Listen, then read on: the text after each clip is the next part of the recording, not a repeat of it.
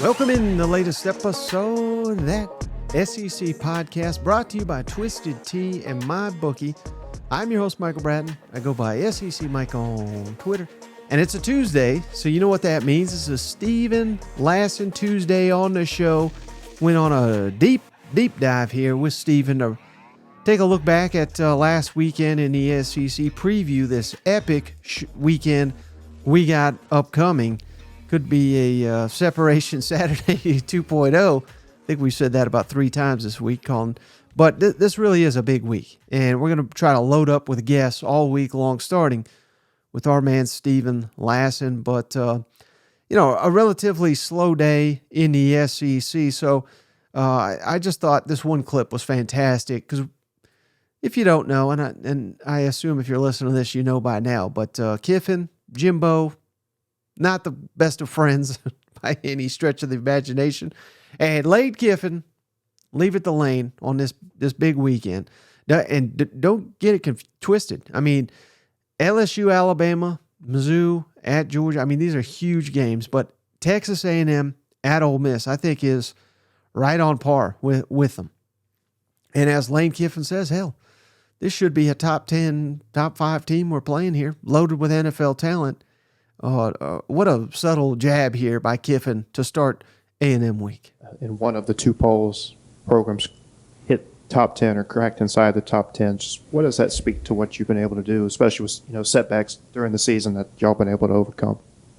Well, I think that's kind of neat. I guess 3 straight years to be in the top 10, but it doesn't matter to me except for what you finish. So it's good that it brings attention to the program and to be able to do that, especially as you're going against a program that normally you would think would be the team in the top 10 3 years in a row with their roster. That says a lot about our players, our coaches, our fans, but what really matters is where do you finish at the end of the year. So that's our goal, to keep getting better, keep winning games. We try to achieve our goals and not let others achieve their goals. I think I read where Jimbo said their goal is to be bowl eligible. So if we can get in the way of that, that would be good for us too. So I didn't want to hold that one in my back pocket. It was too good not to share. Just like this interview with Stephen Lassan. Let's kick it over. Senior editor, Athlon Sports. All right. Our good friend Stephen Lassan, senior editor, Athlon Sports, is back for his weekly appearance. How's it going, Stephen? Hey, Mike. It's going great. I appreciate you having me on as always. I am a little sad because that means November is here, which means the college football season is down to its final month.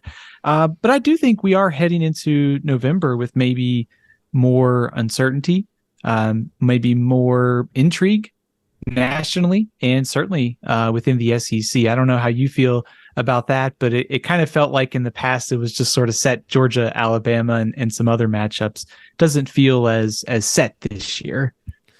Right. Now, we say that today, Stephen. We could be singing a different tune come next Tuesday, but hey, we'll get there when we get there. But before we look ahead to this epic showdown weekend here, Stephen, we got the top 2 in the East, top 2 in the West, and we've got Ole Miss, A&M. I think that, I'm calling it the undercard. I think that could be one hell of a game as well. But before we get to there, thoughts on the weekend that was, Stephen? No upsets. I predicted a couple. I was dead wrong, as per usual. But let's start with Georgia. Mighty Georgia flexing their muscle. No Brock Bowers. No problem against Billy Ball Napier up there. Florida struck first, but that's about the only nice thing I can say about the Gators. Yeah, if you were watching that game, it was sort of kind of a surprise moment. I mean, it was like, hey, Florida went out and scored. Is this actually going to be a game? Considering the what's happened recently in the series and the spread. But I think what we found out, and I think this is my takeaway from the game, number one, Georgia is starting to round into form. And that's kind of a scary thing to say. Like, they've been great all season, but there's sort of another level that this team can get to. And to beat Florida like they did without Brock Bowers. And, I think just Carson Beck continuing to impress more and more for me every week. You also look at, I think, the two teams, and I think this is something we wanted to see on Saturday was, how would they measure up against Georgia because of the gap the last couple of years? And I think it showed up at the line of scrimmage, and it showed up just in terms of depth. And Georgia just has wave after wave of talented players. It seems like they can throw at everyone. So I think a scary thing for the rest of college football, it feels like Georgia is starting to sort of find itself as it reaches its toughest part of the schedule. Yeah, well, let me ask you this, Stephen, because I've been known to unleash a hot take or two, and I've got one for the Georgia Bulldogs. Yes, they're rounding in form. I think in part that's due to Florida being, they weren't even rated, but I still think they were overrated heading into Saturday's matchup. I think we kind of saw who they were on Saturday. But that was the first test that Georgia's going to get in this month span, and they aced it, no doubt. So I'm not trying to take away anything. But they got Missouri coming to town. We'll get into that game. Ole Miss after that at Tennessee. And I am predicting that they lose one of those, Stephen. And people are giving me grief because I've not said which one. I'll tell you here in a second. But first of all, what percentage would you give Georgia to lose one of those games? And if there is a likely culprit, who do you think it is that, again, this would be an upset. I understand it. And I'm not asking you to predict it outright, but I'm just saying which of those three, Missouri at home, Ole Miss at home, at Tennessee, most likely to pull off the upset? I think in terms of percentages, I would probably say somewhere around 10 to 15%. And some of that is sort of baked in because it's really hard in college football to go undefeated. It's really hard to go undefeated 2 years in a row. And it's really, really hard to win 3 national championships in a row. At some point, you're just bound to have a bad game. You're bound to have a game where, you turn the ball over a couple times and you can't escape, sort of like Georgia did against Auburn. So I'm sort of baking in the percentages that every team loses once during the regular season, but I'm taking Georgia to go undefeated. But if you want to ask me which game I think they might lose, I'm starting to look at that Ole Miss game with a little bit more intrigue because you see the Ole Miss defense the last couple of weeks has kind of started to round into form. Some of that has been the competition. I also like the way that they've made tweaks offensively, improved offensively, running the ball, offensive line. So that game next week in Athens is going to be really interesting. Yeah, well, that's why we like having you on, Stephen, because you know what you're talking about. That's exactly where I was headed. I think most people thought I'd go with the trip to Tennessee, but I think it is that Ole Miss game leading up to the road trip, and for the reasons you said, very balanced on offense. Ole Miss has gotten some critical players back from injury. Judkins is running harder than we've seen him run all season, and Bentley has emerged. They like to rotate those backs now, and I think that killed them last year. Late in the season, Judkins got, famously the Alabama game, he kind of ran out of gas, and maybe it's just an excuse, but at Mississippi State, he didn't look the same either. So I think that was true freshman getting worn down by the season, and wisely they've rotated a lot more. So I think that's the one to watch. I think Ole Miss can go into Athens, and again, it'd be a massive upset. I think they're going to be, if I had to guess, probably like a 13-point underdog, if not more. It's going to be a massive spread, but I don't know. Georgia's not infallible. Not because they whooped Gators. Kentucky whooped the Gators too, and Kentucky's fallen to pieces. So I'm not ready to crown the Georgia Bulldogs just yet. Yeah, I think that's fair. I think I should be careful at overrating one game. We don't want to overrate Georgia versus Florida.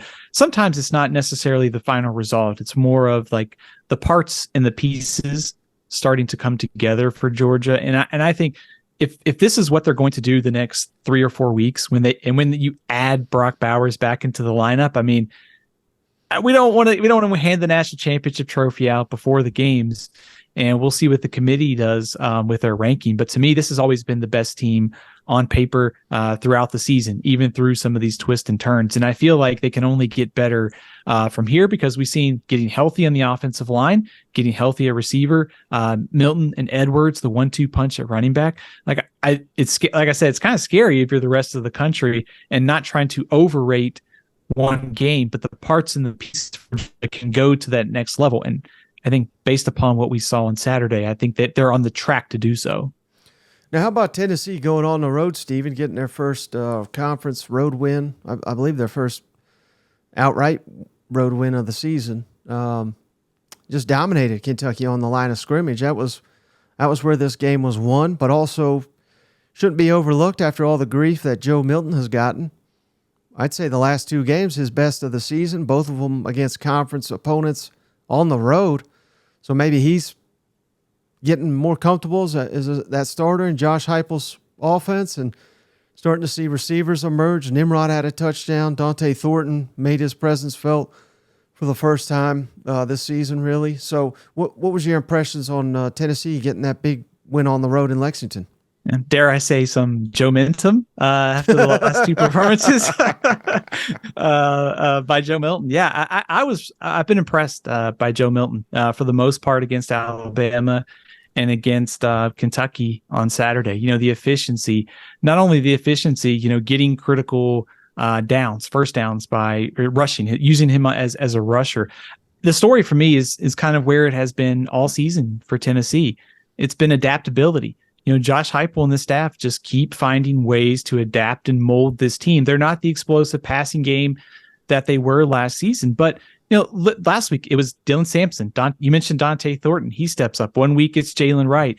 Milton's been efficient last week. The defensive line completely shut down Ray Davis. So it's interesting to me that, and it's a credit to Josh Heupel and the staff, that they just keep finding ways to win games and mold this team as the season progresses. It gives you some optimism if you're Tennessee that, hey, you got Georgia coming to your place. Maybe you can make it a little bit more of a game because of Milton's performance than maybe we thought a few weeks ago.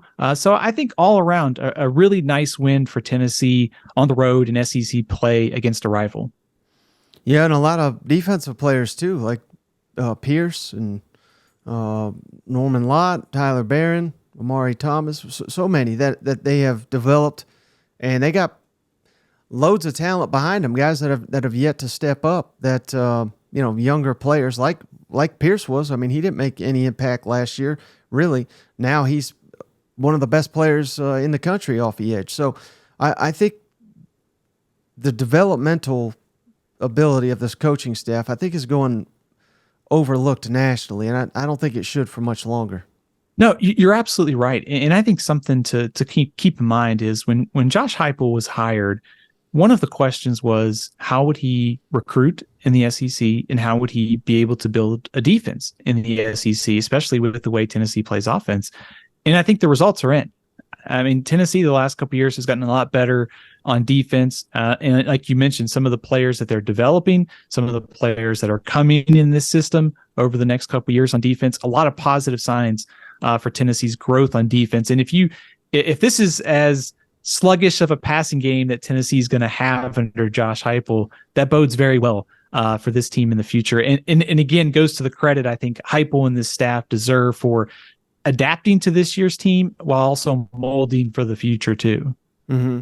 And on the flip side, Stephen, so what do you make of Kentucky? 3 losses in a row after, a great start, five in a row. And every time they lose one of these games, I like to point out, well, Mark Stoops is a C coach. That's what the grade says he is, and people don't care for me saying that, but I think it is what it is. And I'm not saying we fire the guy, because I'm not saying he's awful. I'm just saying he's not top 10 like some people have made that ridiculous claim before. What do you think is the future in Lexington? Because I kind of just think they are who they are now, and they're gonna win 7 to 9 games, or 7 to 8 games every year. But and that's pretty good. I mean, you could be a lot worse, but I don't think you're going to do a lot better. What's your overview of the Kentucky program? I think, first of all, some credit to Devin Leary on Saturday night, because that was the Devin Leary we thought we would see all year. And so I think credit to Devin Leary, credit to Liam Cohen for getting the passing game on track. Now, if you can just add the rest of things, which is getting Ray Davis on track and playing a little bit better defensively, Kentucky can finish this year on a high note. I think there is a be careful what you wish for to some extent when it comes to coaching. I think Mark Stoops has done a great job at Kentucky, and I fully acknowledging what the grades say. And I'm a big believer in data and analytics, but this is a hard job in the SEC, and it's only going to get harder when the divisions go away, because the East scheduling has been kind of easy at times. And certainly if there's a 9-game conference schedule, it's going to get even harder for some of these teams. So there is an element of be careful what you wish for. And I don't want to sound like I'm just accepting mediocrity here. I think you can do both of this, though. I think you can say, like, on one hand, we don't want to go back, but like, what is the next step here? And I think that's the question of kind of where I am with Mark's. Right. Yeah, I heard I heard that the internet told me he was going to be Michigan State's next head coach. So, but maybe that's Nick Saban. Now I think the question is, like, where does Kentucky go from here? And there is a certain, I think, ceiling that every team and every program has. So you don't want to go back, but also how do you take that next step? And I think that's the question that Kentucky will have to answer. I think Mark Stoops is a top 25 coach. I know this is probably kind of a roundabout answer, but I think what is the next step is a fair question if you're a Kentucky fan, although I think he's done a very, very good job considering the past success of this program and where it is on the food chain of the SEC. Well, the way you defend Mark Stoops, can't wait to see what you have to say about old Jimbo. Big win here, Stephen, 30-17 over the Gamecocks. Saved A&M season. And credit that, I joke, but they got down early, 7-0 at an 11 a.m. kickoff. I mean, I think a mentally weak team, I think they may have caved after 2 weeks to prepare, but Texas A&M made the adjustments and more or less dominated after the allowing that opening touchdown by the Gamecocks. What was your thoughts on A&M saving their season? Yeah, I think as harsh as I was on Jimbo a few weeks ago, I think going to give him some credit here. I think you mentioned the start of the game, it was about as bad as Texas A&M could have started. But after that, I think we saw that the defensive line for A&M kind of took control of this matchup, and especially with being able to pressure Spencer Rattler, being able to get him to the ground, the intentional grounding penalties. I mean, Texas A&M's average starting field position in the second quarter was South Carolina's 48-yard line. So they just, once that early kind of surge for South Carolina, A&M's defensive front took over, field position, got enough out of the offense. It was good to see Aniyah Smith get going. I think he's really one of the maybe underutilized weapons in the SEC. And maybe I need to get my eyes checked. I think A&M went for it, like 3 times in fourth and 1. Who is this? Who is this Jimbo Fisher? Was it an imposter for Halloween?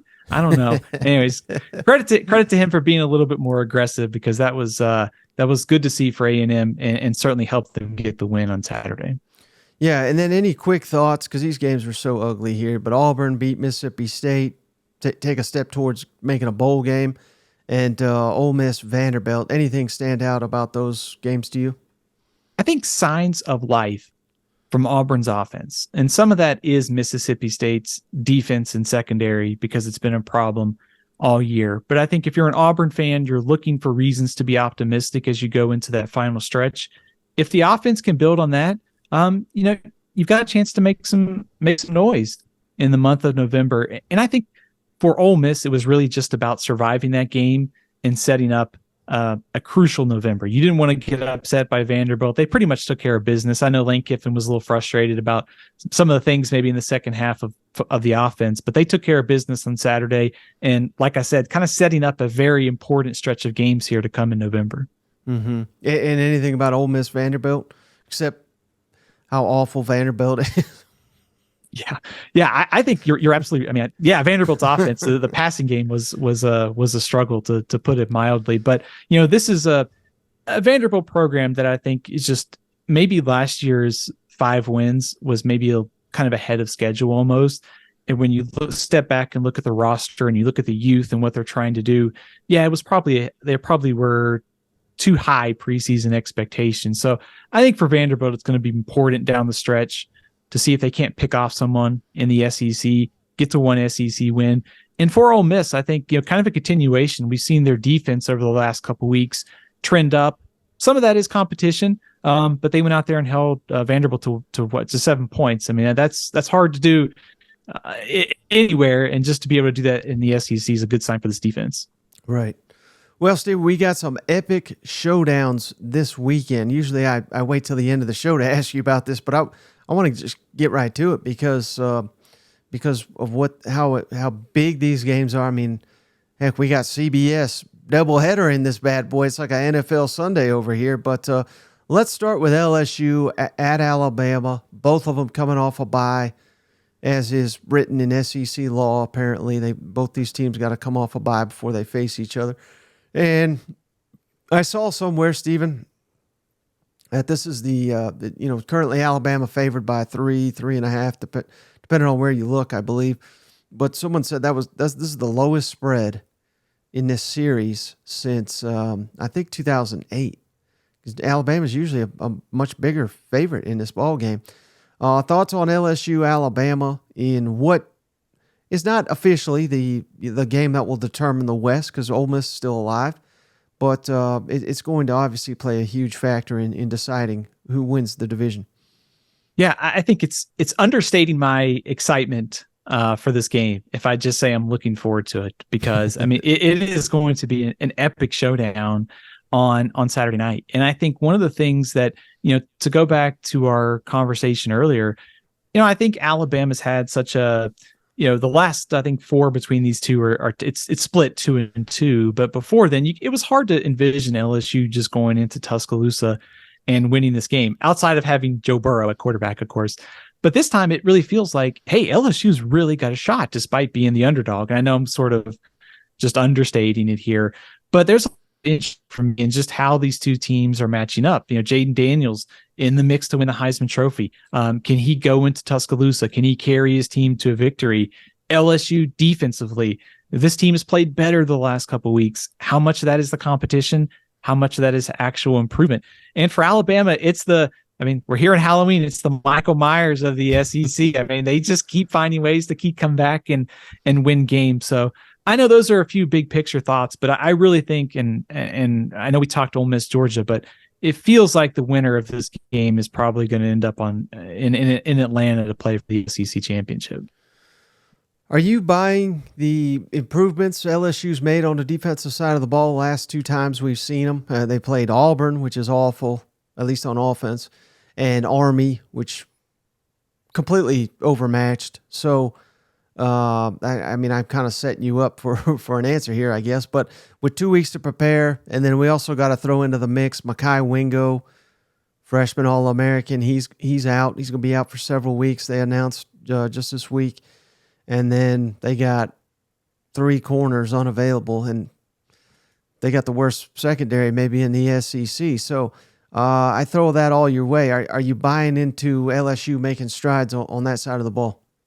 Maybe some improvement, but it's also wait and see. And I know that's a really bad answer, because some of it, my optimism about this defense was sort of stonewalled when you're talking about losing Zy Alexander.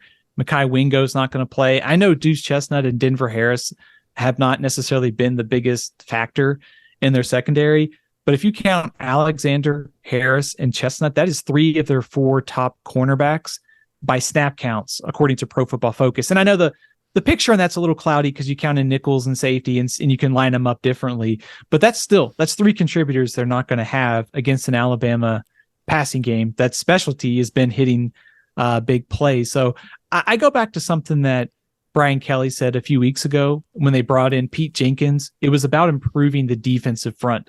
And we know Alabama has question marks on the offensive line. Can Mason Smith and this defensive line create some havoc? Can they keep Jalen Milroe in the pocket? Those are going to be questions that I'm watching for early.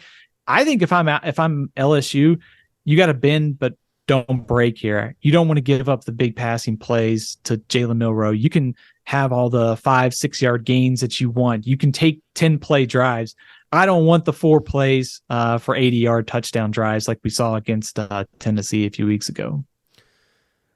All right, would you buy this, Stephen, if LSU knocks off Alabama in Tuscaloosa? I assume Jay Daniels would have to have a epic performance for that to happen. If LSU does that, does that cement Jaden Daniels as a Heisman winner, or are you not ready to go quite that far? Not ready to go there yet. I think if you looked at some of the odds, I think he's like 3rd or 4th at some sports books going into this week, which is, he's right there. He's right there on the the front stretch to win the Heisman Trophy. Michael Penix, the quarterback from Washington, and J.J. McCarthy are probably your 2 other favorites. And I think that sort of underscores, though, it really is wide open. I think there's not an obvious candidate that should be number 1, because I think it's still so wide open. There's so many key games this season. So I think maybe the case here is if LSU goes into Alabama and wins, it's probably because Jaden Daniels had a huge game, kind of like you mentioned, which may vault him up into that number 1 position by this time next week, because Michigan gets Purdue and Washington plays USC's very suspect defense there. And I think if LSU wins this game, I think they're winning out. So certainly it only increases his odds if he plays well and wins on Saturday, and fully acknowledging this is an award that usually goes to quarterbacks, and very productive quarterbacks and highly ranked teams. Yeah, Jaden Daniels, he's obviously going to be getting so much attention for good reason. He's outstanding, and he's the quarterback. But they got Malik Neighbors, they got Brian Thomas, they've got the tight end is outstanding, Mason Taylor. But are any of those guys? Who's the X factor? Is it one of those guys, or is it a little curveball here for you? Diggs, the running back, he's been paramount to getting the whole operation going. If, aside from Jaden Daniels, because I think that's an obvious one, if LSU wins this game and someone has to step up and kind of have a couple big moments, maybe a couple touchdowns, who do you think that is? Do you think it's one of the receivers, or do you think it's Logan Diggs? I think it's Diggs. I really like the way he's been producing for LSU, kind of basically since he got into that number 1 role for this offense. And I think, I hate to use Jaden Daniels here too, but 10 to 15 rushes a game, it really feels like his mobility could be the X factor here. So I'm with you on Diggs. I'll also throw out this. What about LSU's offensive line? Because I think that could be the X factor here. If LSU's offensive line keeps Dallas Turner and the edge rushers away from Jaden Daniels, and he's either got time to throw or he's got rushing lanes that he can pick up critical first downs, this group has made improvements from last season. The metrics bear that out. That could be the X factor on Saturday night, trying to keep Dallas Turner and those edge rushers away from Jaden Daniels. Now let's flip it over to the other side, Stephen. Jalen Milroe, he's going to be looked at by anyone that's not a diehard Alabama fan as the second best quarterback in this matchup. But let's say Alabama wins and wins convincingly, and he has got a big game. This would have been crazy to say a month and a half ago, but would that insert Jalen Milroe, not as the favorite or anything, but would that insert him into the Heisman conversation? Absolutely. I think number 1, it's the improvement that he's made throughout the course of the season. I think he looks more confident. He looks more comfortable. I think he's been better in the passing game as the season goes along. That dynamic rushing ability too is still there. And this might be a game where Alabama needs to run him 5-10, maybe even more to win on Saturday. So I think, I go back to the highly ranked teams and starting quarterbacks are always going to be valued in the Heisman voting. So if Milroe wins this game, Alabama being a top 10 team and potentially more by later in the season will help him. But also I think his improvement is also a big reason why they could end up being SEC West champion. And if they beat Georgia, if they end up playing Georgia, if they get there, that would be another huge mark in his favor. So I think he's not necessarily in the front pack, but he's sort of one of those dark horse contenders if you start thinking who could be there in New York at the end of the year. Well, I'm glad you referenced LSU's offensive line, because I wanted to ask you about Bama's. If Alabama's offensive line is the better unit in this game of the offensive lines, is it a guarantee that Alabama wins this game? I think so, because I think, number one, that means that Milroe's got plenty of time to throw. The rush, the different looks that LSU could throw at him, he doesn't have the interceptions that we saw against Texas. And also it would mean that Chase McClellan and those running backs had a good day. Because we've seen at times that their running game seems to be finding itself. We just haven't seen it over, I think, kind of a full stretch, maybe outside of some, one of the kind of one-sided matchups that they have. So here in a high-profile spot, can they do that? And I think if Alabama's offensive line is winning throughout the game and they outplay LSU, then I think that means Alabama takes home the victory on Saturday. Who do you think wins the matchup? LSU, all those weapons I referenced, particularly on the outside, or Alabama secondary? Each side's going to win their fair share, but which do you think has the better game on Saturday night in Tuscaloosa? Bama secondary or LSU's receivers? And let's throw Mason Taylor in there as well.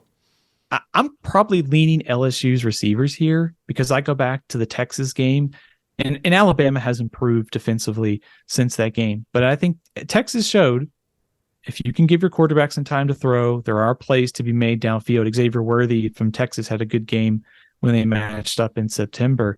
And now LSU's coming out here with Malik Neighbors, Brian Thomas. You mentioned the tight end, some other weapons too for LSU. I think they can test this secondary for Alabama. So I like LSU's receivers to win some battles.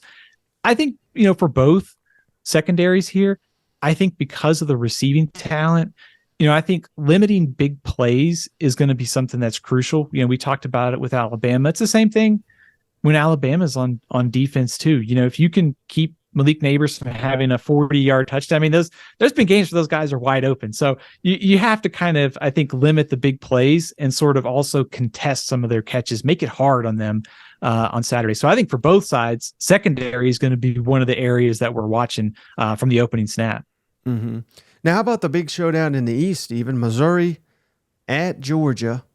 Georgia's a big favorite, over a 2-touchdown favorite at home.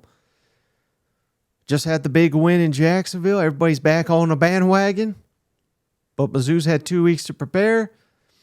And I would argue, Stephen, that the advantage of motivation, not just SEC. Hell, I see it every day, Stephen. Why the hell you believe in Missouri? They're a bunch of jokers. They've not played anybody. They blah, blah, blah. It's wild. We're in November, Stephen. It ain't played nobody. It's still alive and well in the SEC. But that doesn't mean Missouri is going to dominate or anything. But, I think that gives them a little bit of an edge this week. They're a tough, physical team. They went toe-to-toe with Georgia last year, and I think they're better than last year. And I don't think Georgia's as good. So take that for what it's worth. But thoughts on this big matchup in Athens? I think one of the reasons to believe, if you think Missouri gives Georgia a game, I think some of it goes to they simply have nothing to lose. To your point, who's going to pick Missouri to win this game? Certainly probably not anybody in the national media. I think people around the SEC, I think certainly have a little bit more faith in Missouri, or at least a understanding of how good they are. But they're going to be disrespected all week, just like they have been all season. Nobody's going to believe in them to go into Athens and win on Saturday. So I think if I'm Eli Drinkowitz, I'm just playing up the disrespect card. Georgia's great. No one believes in us. We can go down there and play. And I think if you want to make a path to a win by Missouri, I think first of all, you're probably going to have some good fortune in this game. You're probably going to have a couple takeaways. I think looking at what Auburn and South Carolina was able to do, there's some quarterback-driven plays in there. It was Spencer Rattler throwing early, and it was the legs of Peyton Thorne. So I think this is the kind of game that Brady Cook, his mobility could be a factor. I want to find ways to get Luther Burden involved downfield or taking snaps. However you have to find 15 to 20 ways to get him the ball, you've got to do it. So I think the disrespect card works in Missouri's favor. It's still going to be difficult to go into Athens and win, but that's one angle I would play if I was Eli Drinkowitz. Yeah. Now, on the other side, Stephen, I mean, I think it's fair to say this is Missouri's first big matchup in a national spotlight. I don't think any of these players have ever experienced that, not to this degree, whereas everybody's on Georgia's rosters, at least the guys that have been there. I mean, clearly they've got more big game experience than anybody in the country. So I think experience-wise and handling the moment, Georgia will have a massive advantage, which is not second only to their home field advantage. Is also going to be anytime you get a team of this caliber that's hot coming into Athens, them dogs like to send people, a reality check, a hard lesson learned for a lot of teams. So that's going to be a factor as well. But Carson Beck, red hot. I don't know. That's the biggest worry for me in this matchup, Stephen, because a lot of people looking at Missouri's offense, and I'm not even confident they can have a great day on this Georgia defense. But I'm fairly confident that Georgia's offense, even without Brock Bowers, should be able to engineer quite a few points on this Missouri defense. What's your thoughts on that? Yeah, I think first of all, on your point about Georgia being just another game, when I was kind of thinking about this matchup, I was reminded of that time where Arkansas went to Athens and was it 2021? And it was Arkansas had some momentum and Georgia just basically flexed on the opening snap and it was over, Yep. three drives into the game. So I think if you're Missouri, you have to sort of weather that early storm because the crowd's going to be, into it rolling right now. So weathering that early storm and the disrespect card are two things that Missouri can certainly use in its favor. I think to your point on Georgia offensively, we saw this in the game on Saturday. Ladd McConkey catches a big play. Dominic Lovett's been more involved. Oscar Delt makes a key catch.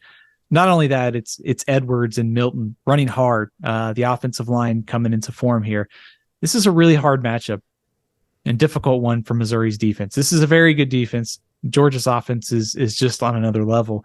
I do think one area where if you're Missouri, you could maybe point to it, and maybe it's two.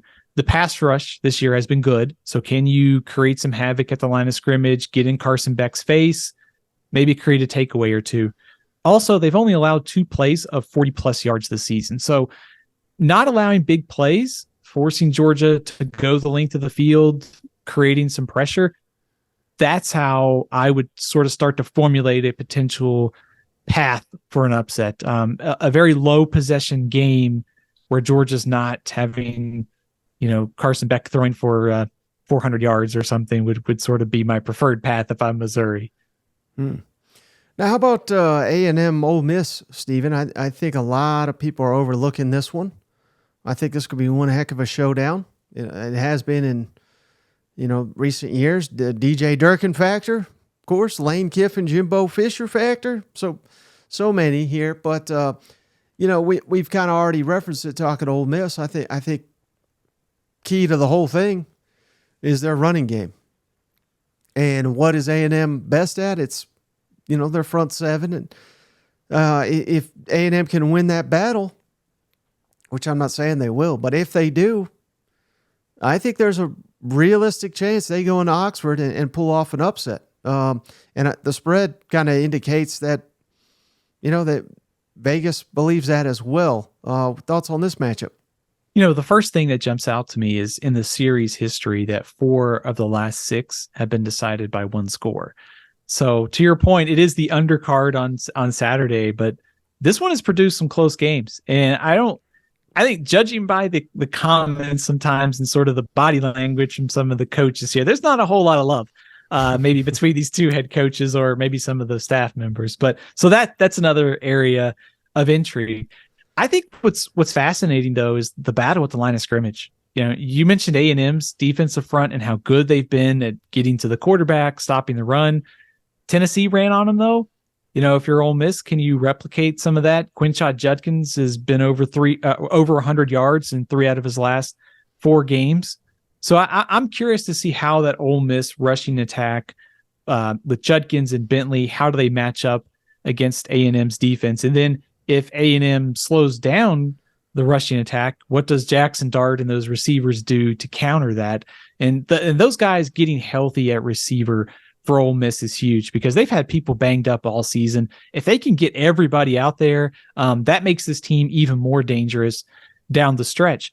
I think on the other side of things, and I know Ole Miss hasn't necessarily played the toughest schedule the last few weeks, beating Auburn and Vanderbilt, but it does feel like the defense is taking a step forward, and they are also good at getting pressure to 30 sacks this season. So I think as much as we're going to focus on A&M's defense versus the Ole Miss offensive line, I think the same thing could be said for the Ole Miss team. If you can get pressure with Cedric Johnson and Jared Ivey the way they got after Vanderbilt on Saturday, we saw what South Carolina, some of the early pressure they were able to get on Max Johnson. Maybe Ole Miss can have the same kind of disruptive ability in that game too. Yeah. I'm glad you talk about the Ole Miss defense because I may have this stat wrong, but I'm pulling it from memory here, which is why I think I got it wrong. But leading up to the Vanderbilt game, they had held Auburn and Arkansas to under 300 yards each the last 2 weeks. And I think that was the first time since like 2008, 2009 that Ole Miss had held 2 consecutive SEC opponents to under 300 yards. And they did it same thing they did it with Vanderbilt. Now, that's impressive. I'm not trying to take away from it. But at the same time, it's Vanderbilt, it was Arkansas and Auburn. And those are, you can make the case, those and maybe throw South Carolina in there, the 4 worst offenses in the SEC, and particularly offensive lines. So, again, are you buying the progress of Ole Miss defense, or is it more of a product of who they've played? I think there's some truth in both, and I hate to give you a sort of middle of the road answer, but I do think that this group, now that you've had 8 games to get comfortable under Pete Golding, and the transfers are fully figured out who their best lineup is and what they do well, I think that there is some improvement here. But also some of it is the schedule. I mean, Auburn, like you said, Auburn, Arkansas, and Vanderbilt are 3 of the bottom offenses in the SEC. Now, the flip side of that would be you're doing something right. I always think if you shut out a team or you hold them, to a minimal yardage, it's still hard to play good defense sometimes in this era of college football. So we have to give them some credit there. Another angle to this game is, what about A&M's road struggles? Is that, that should come into play here too? Because I think Oxford will be ready for this game. Yeah. So, having said that, though, Stephen, are you prepared to make a public apology next week if A&M wins this game? Are you ready to apologize to Jimbo? Yes, I will apologize. It will be a temporary apology to Jimbo, because they will get Mississippi State and Abilene Christian before playing LSU. So yes, go on the road and win this game, Jimbo. Well, if they win it, though, and I realize it's they're the underdog. You said it. Hell, they haven't won a road game in forever. But if they do win it, what's your confidence level that I don't know that at LSU that's going to be tough too. So, but if they win it, would you guarantee that they're going to finish 8-4? Is that bold? Yeah, I think that's right. I'll take them to finish. If they win Saturday, I think 8-4 is very realistic, because Abilene Christian should be a win, and Mississippi State should be a win based upon how Mississippi State's played this year. LSU would be the tough one on the road, but A&M stunned LSU last season, so I guess we can't write in a victory here on any of them. But I guess to answer to your question, I would say if A&M wins on Saturday, it feels like 8-4 is their probably best case scenario. Yeah. Let's take a little break from the show to remind you all that we are brought to you by MyBookie. Head on over to mybookie.ag today and sign up with that promo code THATSEC, THATSEC, over at mybookie.ag today, and they are willing to give you what's called the $200 cash bonus, $200, no strings attached, if you sign up for a new account over at mybookie.ag today with that promo code, THATSEC. Fade our picks. Hell, you may not want to fade Cousin Shane anymore, as we call him, the professor. He's already got a line on the game he loves this weekend in the SEC. But the professor's 2-0. He's hot as Georgia right now. So no, don't fade. Fade Cousin Shane, but roll with the professor. Can't wait to see who his MyBookie lock of the week is this week. I'm also on a little streak of my own. So head on over to MyBookie today. Use that promo code THATSEC for $200 cash bonus and wager with us this weekend. All right, how about Kentucky at Mississippi State, Stephen? Kentucky favorites, but slightly. This is a who needs it more game, and they both need it pretty bad. Thoughts on this matchup? If you're like me and you're big into looking at reminding yourself of the series history sometimes between these two, it's like the home team usually wins. It's funny how it's alternated between Lexington, Starkville, and the wins for each team. The last 6 winners in this series, though, have won it by 10 or more points. So it really hasn't been close, and it's gone to the home team. But I think the storyline for me in this game is just desperation. It is desperation for both teams, and probably more so for Mississippi State. I think especially you get a team at home late in the season, you have Southern Miss coming up, you still have to play the Egg Bowl, you still have to play A&M. The path to 6 victories can get pretty narrow here if you don't pick off one of these games if you're Mississippi State. So I think must win for both. A lot of intrigue for me on the quarterback front for both teams. I want to see Devin Leary. Can he replicate what he did against Tennessee? And on the other side of things, does Mississippi State get Woody Marks back? Do they get Will Rogers back? Can they get anything going in the passing game? Because they couldn't do it against Auburn last week. So I think a lot of intrigue for me in just a game where I expect there to be a lot of desperation, to your point, by both teams. Yeah, and I looked it up while you were talking there. I mean, obviously these two, at least for the time being, they play annually. That's coming to an end here soon. But Kentucky's not won in Starkville since 2006. So, I mean, I never know what to make of stats like that because it's irrelevant. I get it to this year. But sometimes, the stats like that are there for a reason. Fluky things happen when those cowbells are ringing. You know what? I was going to say, yeah, this is a tough home field advantage, for Mississippi State, especially in a toss-up game like this. To get Kentucky at your place with the cowbells and everything, I think this is going to be a night game too, if I'm remembering the schedule correctly for Mississippi State. So great home field advantage in a tough spot.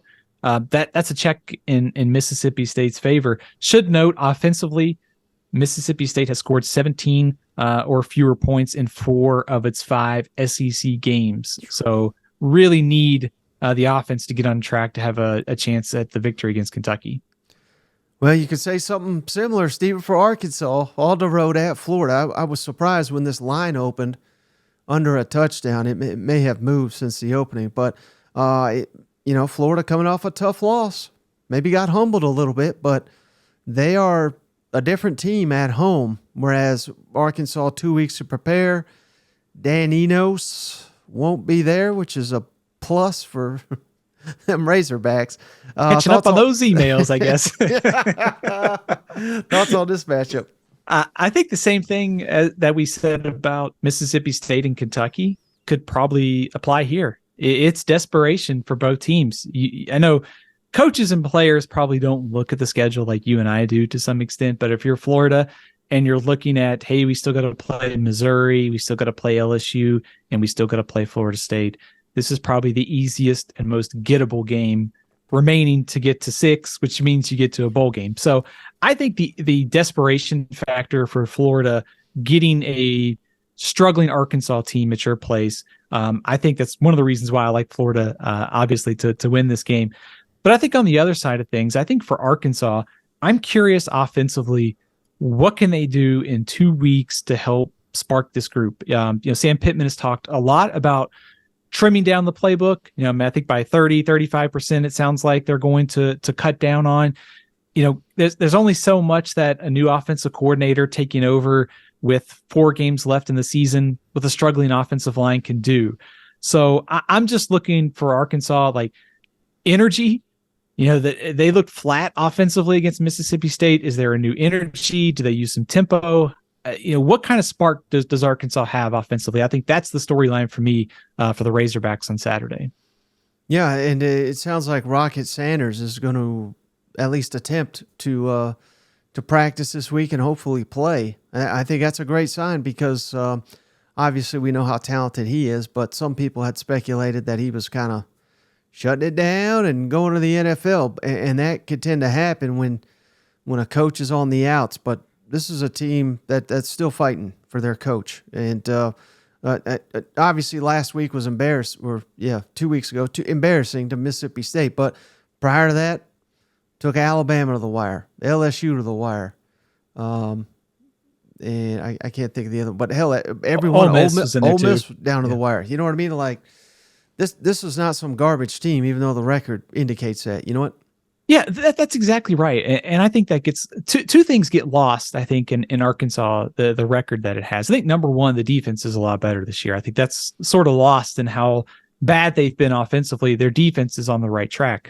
The second thing is their record, you are what your record is. I mean, they are, 2-6, but at the same time, they haven't quit on Sam Pittman. It's a totally different story if they're getting blown out each week. But if you're taking, LSU and Alabama to the wire, and same thing, with Ole Miss going on the road and pushing them, that tells me something about the fight that this team has, and that's why I'm curious to see what they look like on Saturday, because I think before the season, this was a game that a lot of people probably circled saying this is a game Arkansas could go on the road and win. So if you can get Rocket Sanders back, maybe some new energy on offense, you get KJ Jefferson going.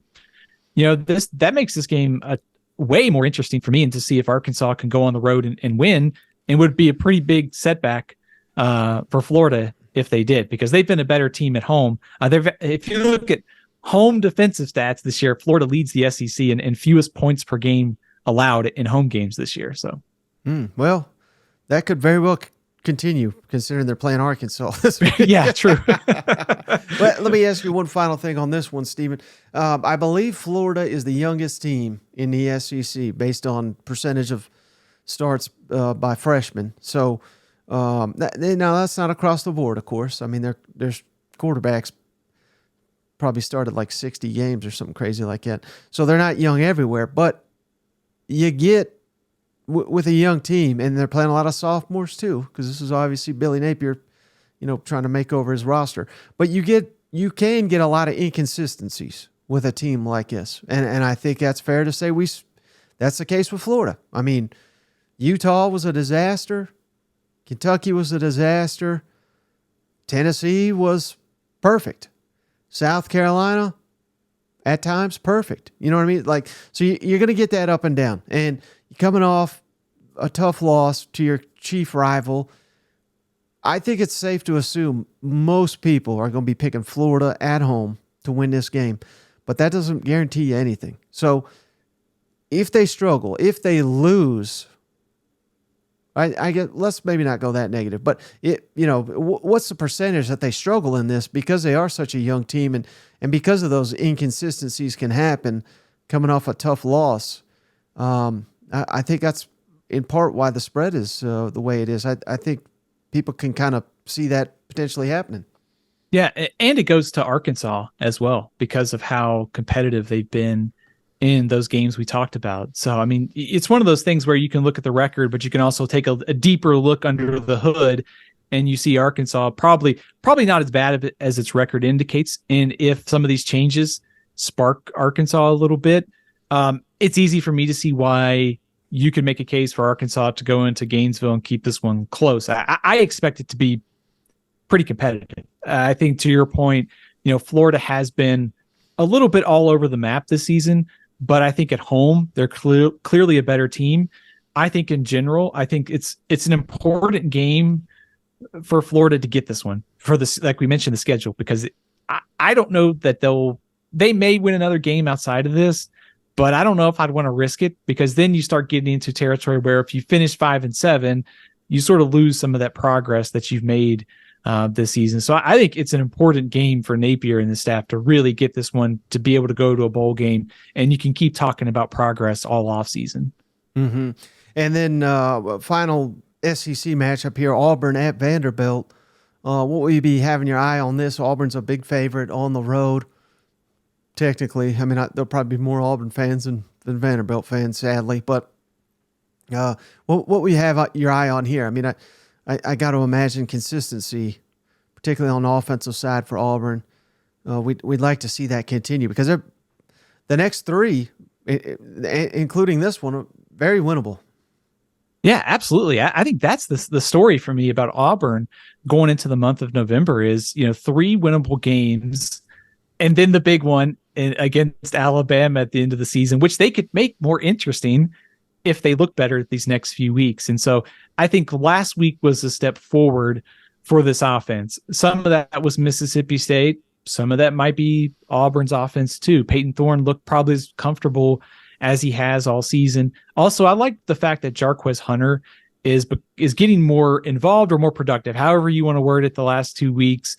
He's been more productive for this offense. And I think that's a key for this Auburn team, to get him going, more consistency in the passing game and on offense, because these next 3 games are winnable, and it'd be important for this staff to get to a bowl game this year and sort of build some momentum as we go into the offseason. Now, in the non-conference, Stephen, UConn at Tennessee. Tennessee's a huge favorite, so we don't got to spend much time breaking this down. But any insight you could provide on them Huskies? I don't know if you've seen it, Stephen, but there's a little troll job here. They will be honoring Pat Summin, legendary women's basketball coach, because of her battles with UConn.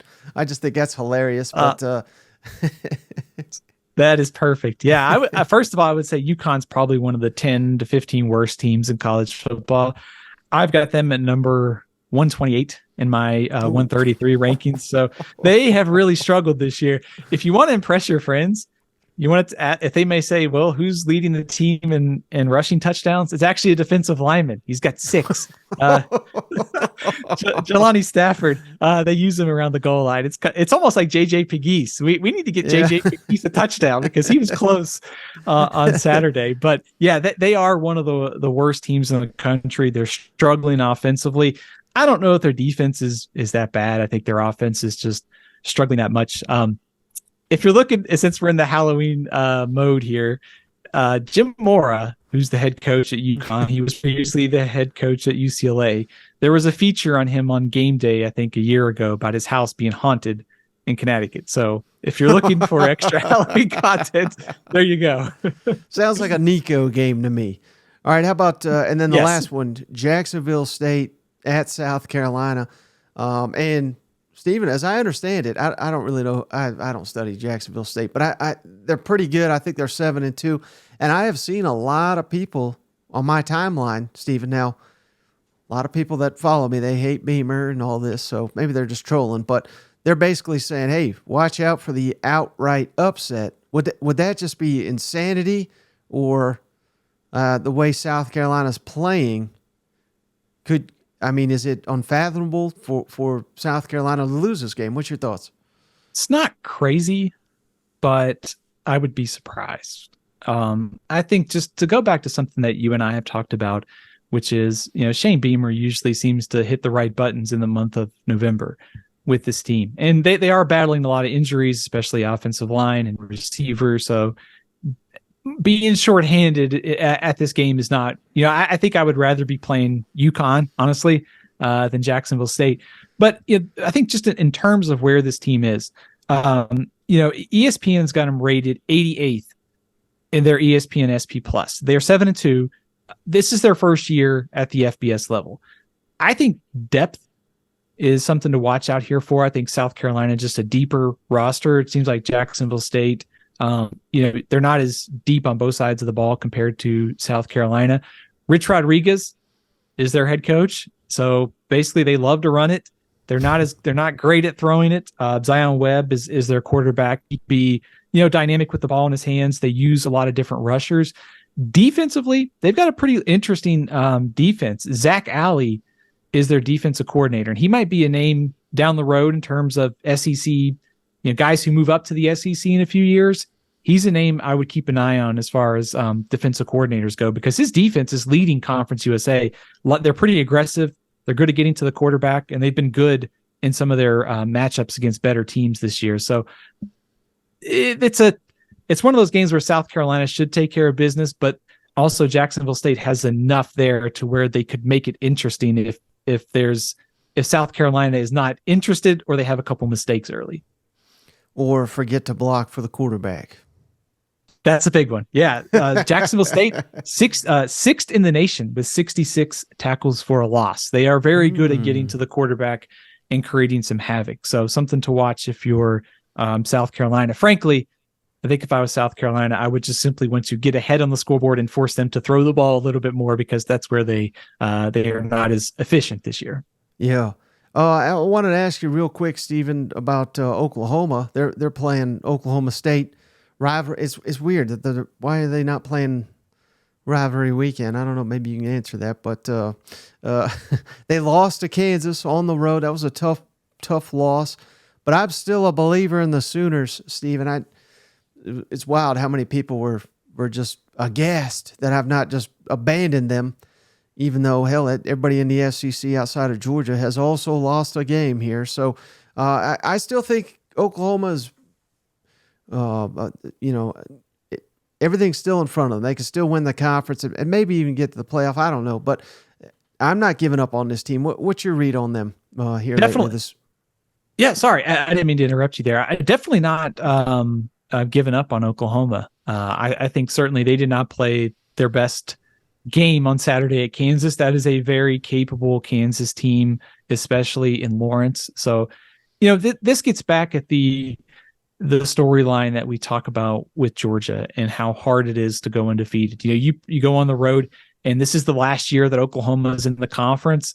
They're going to get the best shot by Kansas. They're going to get the best shot on Saturday against Oklahoma State. So I think, there are some things that Oklahoma is going to have to improve upon. They have not played as well defensively since the start of the Texas game, and some things offensively they're going to have to work out, especially with their run game. But this rivalry between Oklahoma and Oklahoma State, unfortunately, is probably going to be a casualty of realignment, because they're not scheduled to play indefinitely, and who knows at this point when they'll have another game. But at the same time, though, that also adds to the intrigue here, which is you're Oklahoma State and you're getting Oklahoma at your place, and this might be the last time that you play for 10 years. So this is a dangerous spot for Oklahoma to go into, albeit a series that they have dominated. And that I think that continues on Saturday, but this will be tough going into Stillwater. And how about Texas? They just crushed BYU that beat Arkansas in Fayetteville this year, so we know that's a quality team. And they had to do it with, I believe his name's Malik Murphy, the backup quarterback. How'd he look, and how's Texas looking? Yeah, really solid debut for him. I think Sarkisian did a nice job of kind of getting him into the game plan, and I think they brought him along exactly what they needed to do to get him some experience, because this Kansas State team this week is a significantly different, difficult challenge compared to BYU. I think Kansas State might be a trendy upset pick this week because of the backup quarterback starting for Texas and Murphy. You also have the way Kansas State has played the last few weeks. I still think Texas at home, defense and Murphy, I think, played well enough, and another week to get ready. I think Texas is still going to win here, but I wouldn't be surprised to see K-State be pretty trendy upset pick in the media picks this week. Mm-hmm. Now, I wanted to throw this your way, Stephen. Just go with me here. I know you don't like to make bold proclamations or anything like that. And maybe I should have went back. I apologize. Let's go back real quick to these games, because you said it was all right to do this. So I'm just going to do this forever now, as long as I can remember. Can't remember anything these days. But of all those SEC games that we just went down, are there any that you are confident in, or you don't even have to pick the winners if you're not ready. But if you're like heavy leaning one way or another, that you know who's going to win this weekend in the SEC, are there any games that stand out to you? I think Auburn and Georgia would probably be the two that I'm most confident in. I can hear all the Missouri fans who were really happy with us a few weeks ago starting to turn off the podcast now. But no, I think it's a tough lift for Missouri to go in there and win. But I think Auburn, Georgia, obviously pretty confident in Tennessee. I think I'll be pretty confident in South Carolina. And I think if you had to get into that next tier of picks, Ole Miss, Florida would probably be my other picks in those games. And then LSU, Alabama, 50-50. I'm probably going to pick Alabama because it's at home. And, I think they just keep finding ways to win. So they'll here again on Saturday, they'll just find a way to win. But that's the toughest one, I think, by far to pick this week. Okay, perfect. So let's start there then in the West, Stephen. This is what I wanted to ask you a moment ago. What happens in the SEC West if Saturday night LSU goes into Tuscaloosa and knocks off Alabama? Does Alabama still win the West? Or does LSU march on to do it? Or the wild card of all, Ole Miss? I mean, who knows? Alabama could keep losing, and maybe Ole Miss is that team. How do you think this plays out in your mind's eye if Alabama loses on Saturday to LSU? I'm preparing myself for the 500 articles that are going to be declaring the dynasty is over in Tuscaloosa. Mentally, I'm preparing myself to see all those. No, in all seriousness, I think if Alabama loses, LSU is going to win the SEC West. I think Ole Miss at Georgia is interesting, but I think LSU rematches against Georgia in the SEC championship game. Okay. And Brian Kelly reminds everyone this is why he came to the SEC, to play these big time games against big time opponents, and sort of go. And I guess it'd be 2-0 at that point against Alabama and LSU, which would be quite an accomplishment considering where they started at last season against Florida State. All right, so similar question. I realize not nearly as likely, but what happens in the East if Georgia gets upset and loses to a red-hot Mizzou team in Athens? What happens in that scenario? Georgia would still control its destiny in the East, so you could easily just say, well, I think they'll still win it. Or maybe, I don't know. I think you can make the argument, Stephen, and I don't think it's a giant leap because you just said it yourself. Georgia winning this weekend is one of your most confident selections, as it will be for many people. And I'm not saying that's wrong, and I'm not saying people shouldn't have that opinion. But I would argue that if they're losing to Mizzou at home, they could lose to Ole Miss at home, and they could lose at Tennessee. I don't think that's a stretch to say. Now, that's borderline crazy to say they're going to lose all those games. I'm not sitting here saying that, but I think you could make the argument this is their least challenging of those three. But maybe I'm wrong. But that's a long way of saying what happens in the East, Stephen, if Mizzou wins this game. Does Mizzou go on to win the East? Does Georgia still win it? Does it crack the door open for Tennessee? I don't know. What's your thoughts there? All three of those are pretty compelling. I could see any of those happening. I think if Georgia loses on Saturday, we're going to have to reevaluate everything about Georgia's next couple games because it might be how they lose too. Like if it's a high scoring game and their defense all of a sudden starts bringing leaks and, doesn't play as well, then that's going to change our evaluation for the Ole Miss game. I think two things can be true here.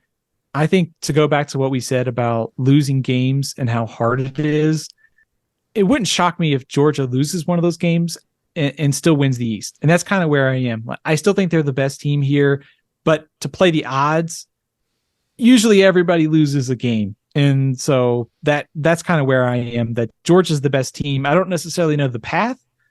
Right now, I would pick them to go 12-0, but I still think if they lose on Saturday, they're representing the East in the SEC championship game. Okay. Well, that's no fun. But all right, that's a fine answer. But I also wanted to ask you, Stephen, best cases scenarios for a couple teams here. And let's start with Missouri. And sure, I mean, we can sit here and just say, well, they'll just win out. Best case scenario, that's easy. But you just said, very unlikely. And I think even the biggest Mizzou fan would agree that it's probably more likely than not that they'll lose in Athens. But they'll be rooting like hell for the upset, obviously. But what's the best case scenario you think for Mizzou? Because they still got some tough games, Stephen. Tennessee, Florida. I mean, to me, those are like coin toss type games. Arkansas, it's at Arkansas. They kind of own Arkansas, so maybe that's not quite a coin toss here. But what's the best case scenario for Missouri by the end of the regular season? I'm just talking. I think that Arkansas game could be dangerous though for Missouri, because for two reasons. I think one, if Arkansas wins this weekend, they're fighting potentially for bowl eligibility. They have to get by Auburn, and they might be fighting for Sam Pittman's job. So I would expect a desperate Arkansas team kind of the rest of the way. I think best case scenario, though, I think I like Missouri at 10-2. I think right now, I think I would take them at home to beat Tennessee and Florida, and I think survive the road game against Arkansas. So I know that's pretty optimistic, but I think all these games outside of Georgia are winnable. So I would say 10-2 at this point. Now, how about same thing for Florida?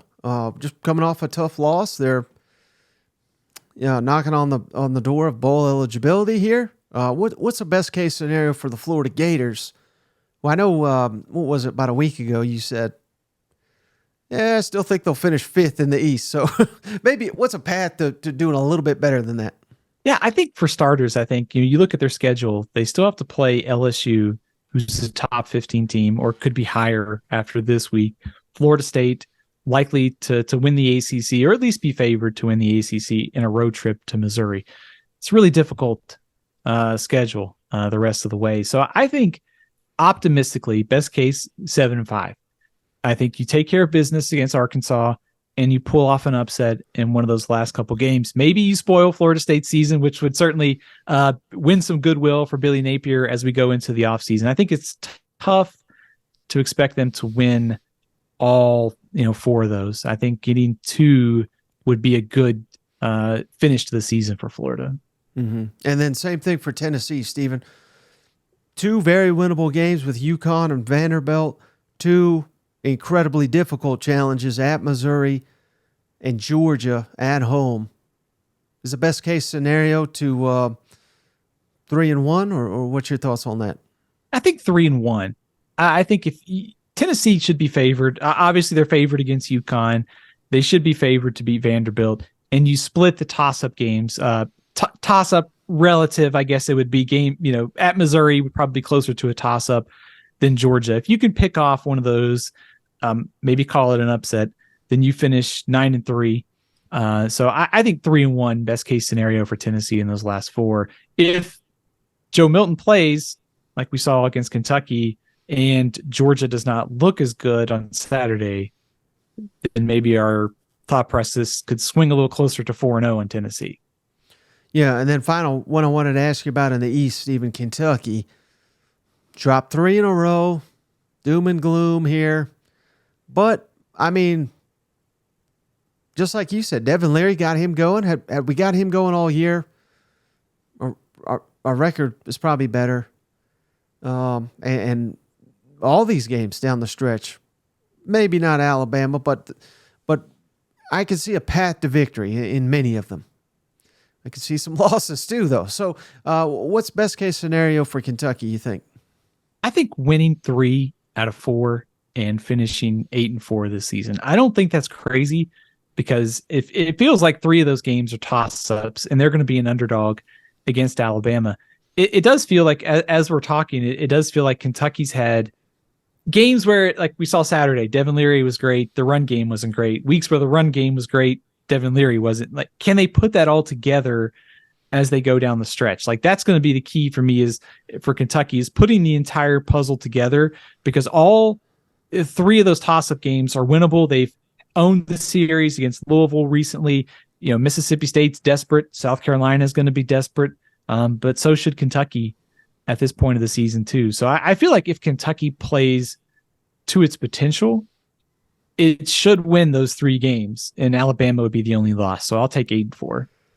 And this just came to me, Stephen. So I hate to catch you off guard with stuff like this, but I'm just playing it out in my mind's eye. Yeah, let's just say they lose to Bama, because I think that's fair. And I don't know, let's give them the other ones, but I'm not talking Louisville.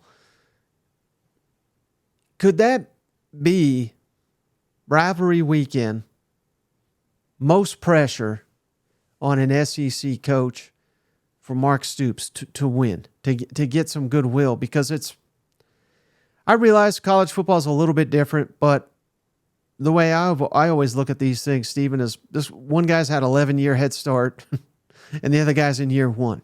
And if you're and again, it's different because it's NIL and transfer portal, you can flip it quickly. So maybe that's not quite fair, but if you're losing to Jeff Brom, and this may be his worst roster he ever plays with at Louisville.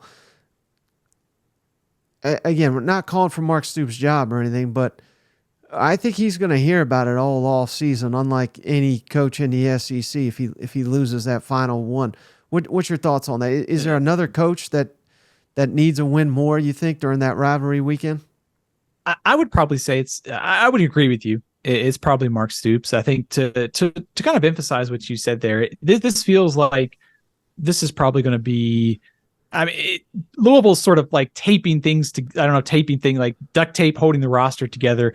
They're just not, you look at some of Jeff Brom's teams at Purdue, they're probably only going to get better from here, and they can probably certainly get better at the quarterback position, which is dangerous because that's Jeff Brom's specialty. So yeah, if I'm Kentucky, I probably want to get this game, not only for the rivalry, but because of where these two teams are right now.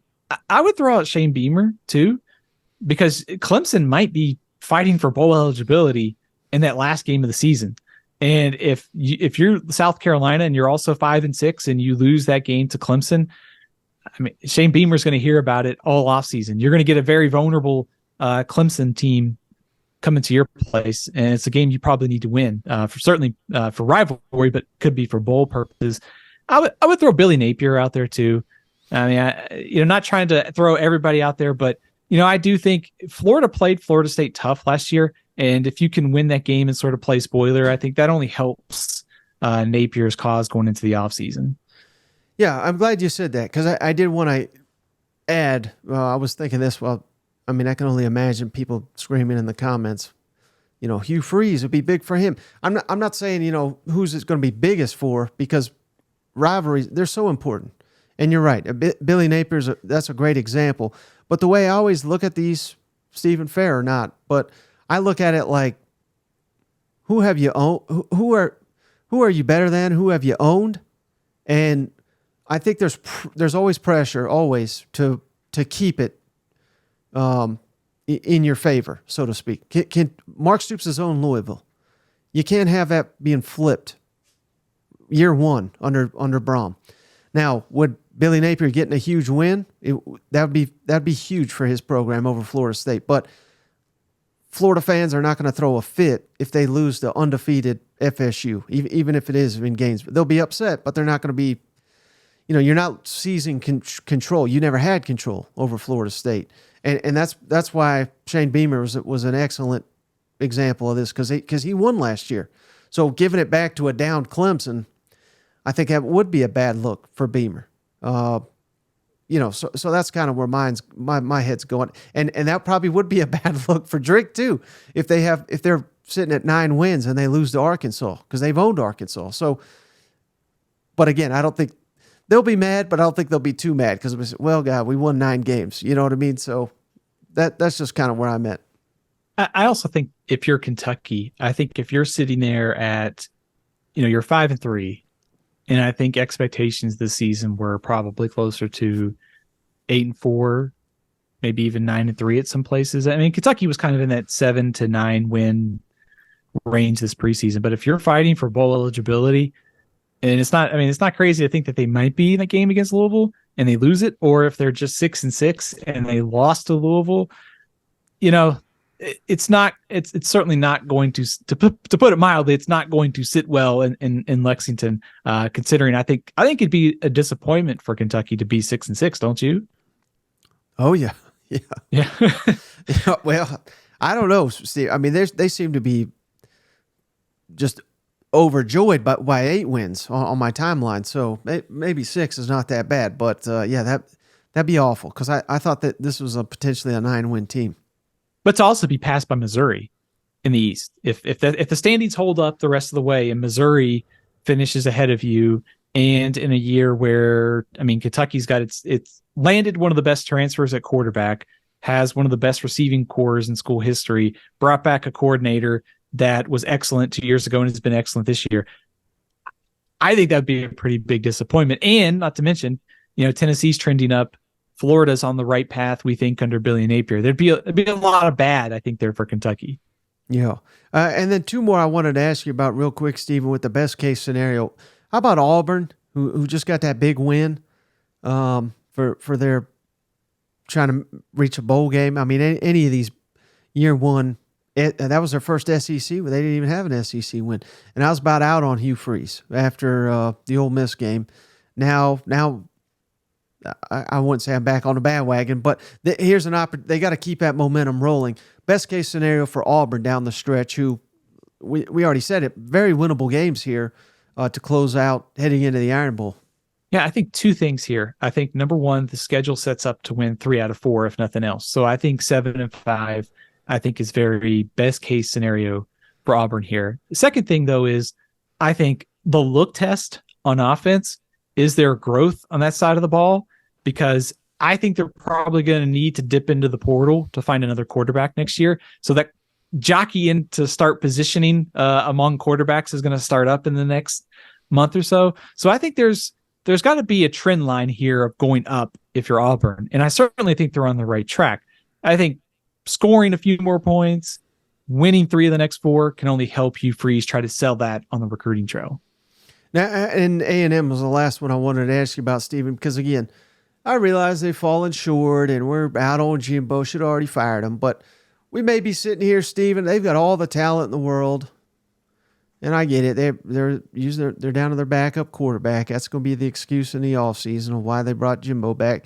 But again, they've got a better roster than Ole Miss. They don't have a better coach, but they got a better roster, and they have a comparable roster. I would probably argue they have maybe a better roster than LSU too. Now that doesn't mean they're going to win all these games, but they probably should. And hell, for all the games they've lost that they should have won, maybe it's time they win some that they should have lost. Best case scenario for A&M. Is there any shot that we go 9-3 here? I think there's a shot, but I think it's pretty small. I think maybe best case scenario is 8-4, where you pick off Ole Miss or you pick off LSU, because like we talked about, they should beat Mississippi State and they should beat Abilene Christian. So at that point, you're sitting there with 7 wins, and if you can pull off an upset, that certainly only helps Jimbo as they go into the offseason. I think it'd be a total disaster if they lost to both Ole Miss and LSU and lost to Mississippi State. I think they're not necessarily don't necessarily need to pick off Ole Miss or LSU, I think, to sort of sell improvement there. But I think losing to Mississippi State would be a pretty big setback, and finishing 6-6 probably would not sit very well in College Station. And final thing I wanted to ask you about, Stephen, we talked about Jaden Daniels and him potentially taking a big step towards winning the Heisman this weekend in Tuscaloosa. I mentioned Jalen Milroe perhaps entering that conversation with a big win. Are there any other players in the SEC? Because to me, Stephen, don't get me started on the Heisman, but you could be the best player in the country for 9 weeks, and then you lose to Georgia, and all of a sudden you ain't even getting invited. Like I don't understand it, but it seems like whoever is that Hendon Hooker, by the way. Who I don't think they ever heard of him in New York. You know what? I want to complain about the Heisman voters. The Brock Bowers thing really ticked me off earlier this season, because people that have Heisman votes were saying there's no chance that Brock Bowers can win the Heisman Trophy. And I'm sitting, You are a Heisman voter. You can change this. If enough of you start voting for Brock Bowers or talking about it or writing about it, we can change this. So anyway, sorry for my mini rant at the end of the show. No, that's perfect because that's kind of right where I'm going, Stephen. It seems like whoever gets hot the last 2-3 weeks of the season, they say, oh, it's like they don't even watch the damn games, and then they get, who's on TV in November. I'm going to vote for them. But is there anybody that maybe, and maybe this is not possible, but it just seems like they have 4 or 5, 6 guys on their list, and then they just knock them off as they lose, which I think is a foolish way to do it. But who knows? Maybe, if some of these, like LSU losing is conceivable. Those schools in the Pac-12, they all lose. They're all going to lose. So let's write all them off. Are there guys in the SEC? And I'm thinking, I got 2 in my mind, Stephen. I think you'll agree with one of these certainly, but 2 that if they get hot, their teams win and surprise. And I'm looking at Carson Beck, he's heating up. As long as Georgia keeps winning, they're going to have someone in the conversation. And Jackson Dart, if they knock off Georgia, I mean, I think someone on that Ole Miss team is going to get some love. Thoughts on those 2? And if there's anybody else that, even if it's an outside shot, that could kind of sneak into the conversation by conference championship weekend. Yeah, the 3 long shots that I wrote down were Jackson Dart, Quinshot Judkins, and Jalen Milroe.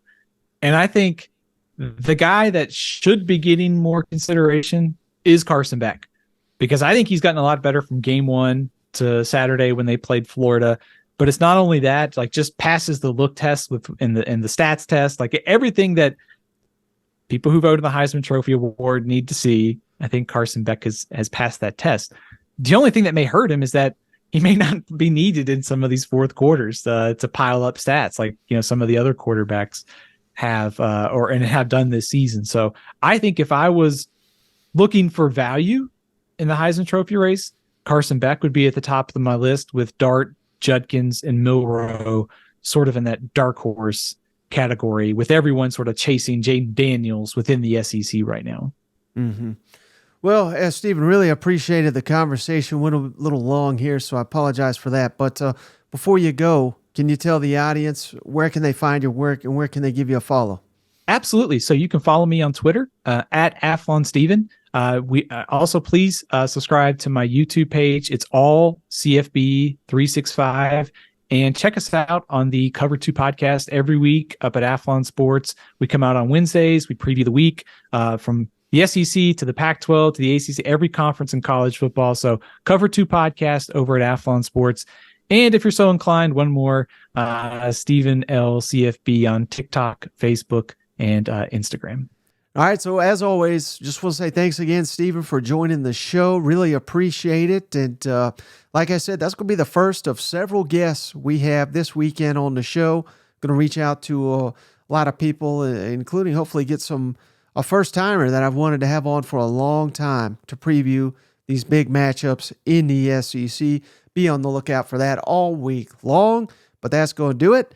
And Cousin Shane, of course, will be back on the next episode to do a deep dive preview on some of these games. So can't wait for that. But we do appreciate each and every one of you for hanging out. We'll catch you on the next one.